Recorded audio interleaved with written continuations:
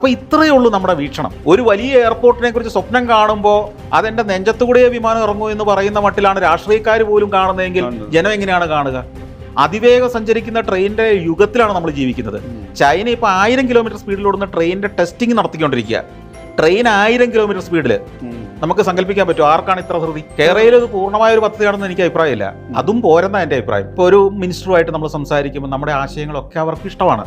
ആ ആശയങ്ങളൊക്കെ നോട്ട് ചെയ്യും, എഴുതി വെക്കും, അത് ചെയ്യാൻ പോകുമെന്ന് പറയും. പിന്നെ എന്തൊക്കെയോ കാരണങ്ങൾക്കാൽ പിന്നെ അതിനൊന്നും ഫോളോ അപ്പ് ഉണ്ടാവുന്നില്ല, പിന്നെ അത് മുമ്പോട്ട് പോകുന്നില്ല.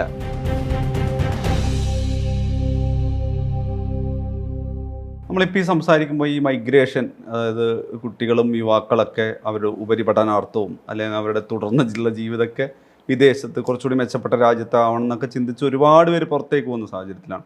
അപ്പോൾ അതുമായി ബന്ധപ്പെട്ട ഒരു ചോദ്യങ്ങളുടെ ഒരു തുടക്കം എന്നുള്ള രീതിയിൽ ചോദിക്കാനുള്ളത്, ഒരു ഹാർഡ് വർക്കിംഗ് ആയിട്ടുള്ള ഒരാൾ പാഷന് വേണ്ടി